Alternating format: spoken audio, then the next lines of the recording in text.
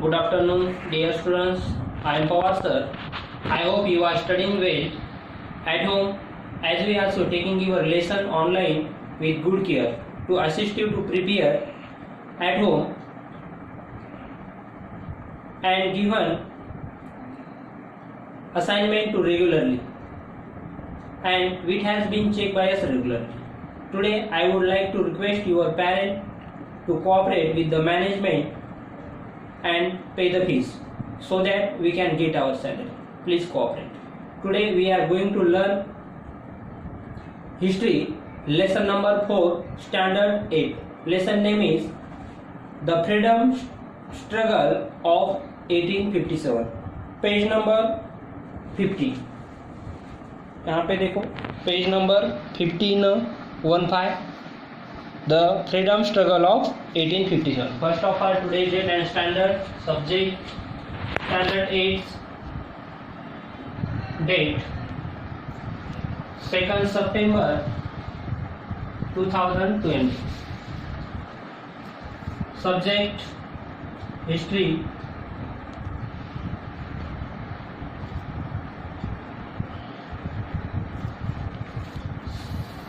Fourth lesson name is The Freedom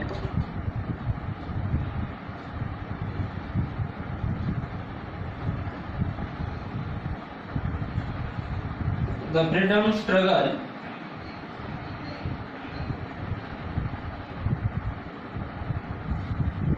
of 1857. Okay, इसका introduction part देखते हैं हम.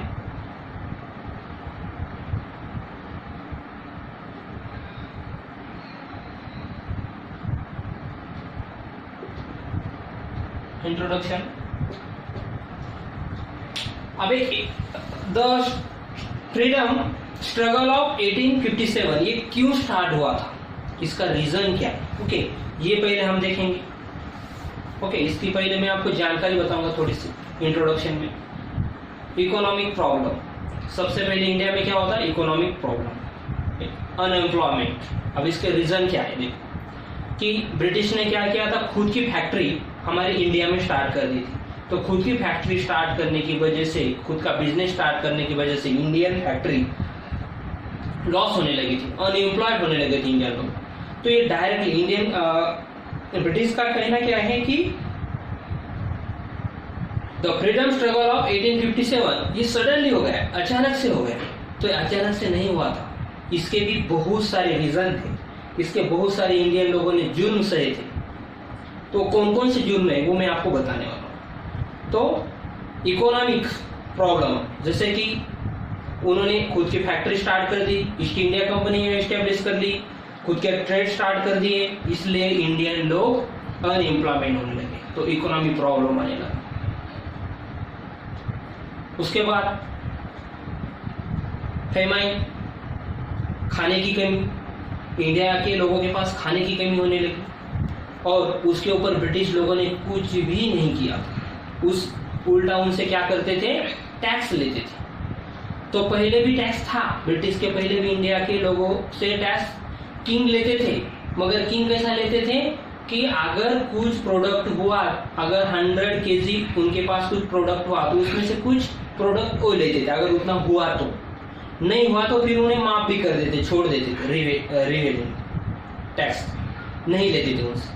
मगर ब्रिटिश लोगों ने क्या किया, फिक्स रेट लगा दिया. एक फिक्स रेट के हिसाब से हमें पैसा दो. आप उन्होंने लैंड काउंट कर ली, कितना लैंड है उनके पास, और उस लैंड के हिसाब से उनसे पैसा लेना स्टार्ट किया. अगर कुछ प्रोडक्ट हो या मत हो, वाटर की कमी हो या मत हो, कभी बारिश होती या नहीं होती, इससे उन्हें कोई लेना देना. प्रोडक्ट हो या मत हो, उन्हें पैसा चाहिए था. तो इसका एक रीजन था.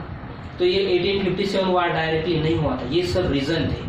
देखो, इकोनॉमिक प्रॉब्लम थी, उसके बाद लोगों से टैक्स वसूल करते थे, फिर उन्हें खाने की कमी रहो या मत रहो, फेमिन रहो, बहुत सारे लोग मर जाते थे. बंगाल में फेमिन हुआ था, उसमें भी बहुत सारे लोग मर गए थे. ओके, उसके बाद जो भी मिलिट्री थे हमारे, मिलिट्री में भेदभाव करते थे. कैसे कि जैसे कि ब्रिटिश के जो आर्मी थे उन्हें पेमेंट अच्छे से देते थे, और इंडियन जो आर्मी है उन्हें पेमेंट अच्छे से नहीं देते थे, उन्हें कम पेमेंट देते थे। और उसके अलावा कुछ उनके जो गन थे और उसका जो ऊपर का कवर था उसमें एक अपने मुंह से उसको खींच के निकालना पड़ता था। तो उसमें उन्होंने क्या किए वाला था कि काऊ और पिग की वहां पर मांस उसमें लगाया वाला था, और उसको अपने दांतों से तोड़ना पड़ता था। तो वहां पर हमारे इंडियन, मुस्लिम और हिंदू ये दोनों भी वहां पर आर्मी करके सोल्जर थे, और मुस्लिम को पिग से नफरत थी, ओके, और हिंदू जो थे काऊ को अपने देवता मानते थे, ओके। तो इसलिए वो मुंह से उनको नहीं तोड़ सकते थे। ये उनकी भावनाएं वहां पर मतलब सैड हो गई थी, दुखी हो गई थी, और ये भी उसका रीजन था, इसलिए वो लोग भी उनसे नाराज थे। फिर इसके बाद उन्होंने क्या किया था कि इंडिया में पहले कैसा था, इंडिया में एम्परर होते थे, ओके। अगर एम्परर ये कैसा था, डायनास्टिक था, एक घराने। वो अगर एम्परर वो किंग की डेथ हो गई तो उसका जो सन है, उसका जो लड़का है, फिर वो क्या करता था, एम्परर होता था, सम्राट होता था, किंग होता था, ओके। तो ऐसी वहां पर ये हमारी एक कल्चर था, ओके। ये दिन पे दिन ये चलता आ रहा था। अगर किसी किंग को लड़का नहीं तो फिर क्या करते थे, वो किसी एक अपने सोल्जर में के किसी एक लड़के को एडॉप्ट कर लेते थे, दत्तक लेते थे उसको, और फिर उसको सब बातें पढ़ाते थे, वो सब सिखाते थे राजवाड़ा का, और फिर उसको किंग बना देते थे। मगर ब्रिटिश लोगों ने क्या किया कि वो जो उनकी जो कस्टम थी उसको स्टॉप कर दिया, बैन कर दिया। वैसा उन्होंने नहीं, उन्होंने क्या कर, उन्होंने कहा कि ब्लड रिलेशन का ही होना चाहिए। अगर किंग को लड़का नहीं है तो उसकी पूरी प्रॉपर्टी वो हड़प कर लेते थे, उनके कब्जे में कर लेते, वो अडॉप्ट नहीं करने देते थे किसी लड़के को। तो ये भी जुल्म किया था उन्होंने, क्योंकि पहले से तो चलती आ रही थी, मगर इसमें इंटरफेयर करने का काम ब्रिटिश ने किया था, इसलिए ये भी लोगों को गुस्सा था। उसके बाद फार्मर के ऊपर जुल्म थे कि उनके टाइप का ही पैटर्न लेने के लिए कहते थे ब्रिटिश लोग, उनके टाइप्स का ही, कैसे जिससे कैश क्रॉप बोलते, कॉटन और कॉफी, ऐसे क्रॉप उन्हें लेने के लिए बोलते थे। फार्मर के हिसाब से कोई क्रॉप फार्मर नहीं ले सकता, जो ब्रिटेन के लोग बोलेंगे, गवर्नर बोलेंगे, वही इंडियन फार्मर को वहां पर क्रॉप लेना पड़ता था। और वो क्या करते थे, हमारे यहाँ से रॉ मटेरियल लेकर जाते थे, ब्रिटेन में ले जाकर उसको उसका कॉटन बनाते थे, और वो कॉटन लाकर हमारे ही कंट्री में लाकर बेचते थे। पहले हम क्या करते थे, हमारी कंट्री में से ब्रिटेन के यहाँ हम बेचते थे बनाकर, मगर अब उल्टा हो गया था, वही हमारे कंट्री में आकर हमारा रॉ मटेरियल ले जाकर उसका कॉटन बनाकर, कपड़े बनाकर हमारी कंट्री में लाकर बेच रहे, मगर हमसे वो दुगना पैसा वसूल कर रहे थे, ओके। तो ये उनके जुल्म इंडियन लोगों के ऊपर चल रहे थे। तो ये सब झेलते झेलते आ रहे थे। उसके बाद जमींदार, तालुकदार, लैंडलॉर्ड, इनकी जो जमीन थी, ये सब जमीन उन्होंने हड़प कर लिया था, खुद के अंडर में कर लिया था। तो ऐसे जुल्म करते कौन आ रहे थे, ये ब्रिटिश करते आ रहे थे। उसके बाद उन्होंने खुद की एक मिलिट्री बनाई थी, मिलिट्री फौज बनाई थी, और वो मिलिट्री फौज क्या करते थे, वो किसी किंग को बेचते थे, किसी किंग को देते थे, ओके, किसी किंग को देते, और उसके बदले में क्या करते थे, पैसा लेते थे। तो एक जुल्म करते आ रहे थे, इंडियन लोगों से पैसा ही वसूल करते रहे थे, इंडियन लोगों से पैसा ही निकालते रहे थे। तो ऐसे सब जुल्म ये इंडियन लोगों को सहना पड़ रहा था। तो ऐसे ब्रिटिश लोगों ने सब हमारे कंट्री के ऊपर, हमारे इंडियन लोगों के ऊपर जुल्म किए थे। ये इनका सब एक, जैसे हमने बोलते का कि वो इरप्शन जैसा, अर्थक्वेक का जैसा, लावा जैसा एकदम अटैक हो जाता है। तो ये सब गुस्सा आ गया था इंडियन लोगों को, और उसके जरिए से ये the freedom struggle of 1857 start हुआ था। वो बोलते कि सडनली, इसका कुछ प्लानिंग नहीं था, कुछ भी नहीं था, ऐसा वो बोलते, मगर ऐसा कुछ भी नहीं था। इसके बहुत सारे रीजन थे, वो झेलते आ रहे थे इंडियन लोग, और उसका एकदम गुस्सा उन्होंने निकाला था। और ये द फ्रीडम स्ट्रगल ऑफ 1857 ये स्टार्ट हुआ था। और the Indian war of independence 1857 एक बुक रिटर्न भी विधायक दामोदर सावरकर ने रिटर्न किया था, और उससे लोगों को इंस्पायरेशन मिली थी। फिर वो स्ट्रगल में लोग आए थे।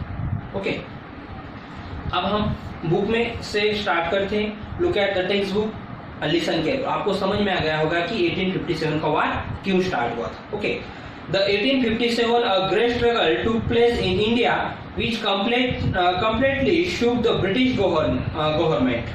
The struggle did not arise all of the sudden. तो ये स्ट्रगल सडनली नहीं था। वो बोलते हैं सडनली था, मगर ये सडनली था क्या? सडनली नहीं था।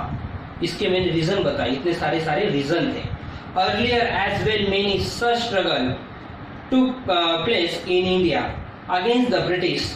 The scope of the struggle of 1857 and its background was taken into the consideration by V.D. Savarkar in this book. V.D. Savarkar ने क्या किया था? एक बुक रिटर्न किया, The Indian War of the Independence 1857. Fill in the blanks के लिए, match the pair के लिए, वन वर्ड क्वेश्चन के लिए ये क्वेश्चन आपको 100% है, इसलिए अंडरलाइन करके रखो। V.D. Savarkar. Okay. Book's name was The Indian War of Independence 1857. Later many revolutionary got inspiration from it to the fight against the British. Okay, इससे इंस्पायरेशन लेकर लोग ब्रिटिश के खिलाफ फाइट करने के लिए आगे आए थे। स्ट्रगल बिफोर 1857, इसके पहले का बिफोर कैसा था देखो। स्ट्रगल बिफोर मतलब 1857 से पहले। At every place where the British rule was established, her place के ऊपर इन्होंने क्या किया था? खुद का एक रूल इस्टेब्लिश किया था इन इंडिया में। The local people had to bear the ill effects of the British government. The Indians started feeling that they are exploited. Exploited मतलब वो इंडियन लोगों के जो भी कस्टम थे, जो भी कुछ भी मतलब जो भी कुछ भी वर्क होंगे उसके एक्सप्लॉइटेशन मतलब उसमें इंटरफेयर कर रहे थे in every strata due to the companies rule. और कंपनी के रूल के हिसाब से उन्हें चलना पड़ता था। कंपनी एक रूल बनाती थी, ईस्ट इंडिया कंपनी इस्टेब्लिश हुई थी 16 में, तो उसके रूल के हिसाब से इंडियन लोगों को चलना पड़ता था, ये जुल्म सहना पड़ता था। The resulted in the increase of the discontent against their rule. Farmer and common people became the bankrupt during the company rule. अब bankrupt मतलब क्या? वो लोग क्या हो रहे थे? इंडियन लोग bankrupt मतलब उनके सब पैसा चले गए थे, कंगाल हो रहे थे वो, उनके पास कुछ भी पैसा नहीं हो रहा था, बैंक से वो पूरा पैसा जा रहा था उनका। In 1770 there was major famine in the Bengal. famine मतलब खाने की कमी हो गई थी और बहुत सारे लोग बंगाल में मर गए थे, मगर इसके ऊपर कुछ सोल्यूशन ब्रिटिश लोग नहीं निकाल रहे थे, जितना मरते मरने लगे वो सोच रहे थे। Previous, but the British rulers were indifferent and insensitive towards Indian peoples. Insensitive मतलब उन्हें कुछ लेना देना नहीं था इंडियन पीपल से, कितने मरते मरने दो। From 1763 to 1857, the peasants of Bengal participated in the rebellion. Rebellion मतलब एक मूवमेंट स्टार्ट किया था लोगों ने, led by the सन्यासी फकीर। Similar revolt took place in the Gujarat. कहाँ पर किया था? Gujarat, Rajasthan, Maharashtra and south India, यहाँ पर रिलीजियन स्टार्ट किया था। Umaji Naik also gave a strong fight. The organized the Ramosi and the local youth to the revolt against the British. They drew a declaration and the appealed to the fight against the British. अभी उमाजी नाइक ने British के आगे क्या किया था? एक fight start की थी against British and overthrow the government. The inspired people in the Pune, Satara, Ahmednagar, Solapur, Nasik, Bhor, etc. In 1832, Umaji Naik was arrested and hanged to the death in Pune. तो 1832 में उमाजी नाइक की death हो गई, उसको arrest कर लिया। Okay, और remaining जो नीचे वाला पार्ट है हम कल के लेक्चर में देखेंगे। Now stop lecture, we will meet next video. Thank you.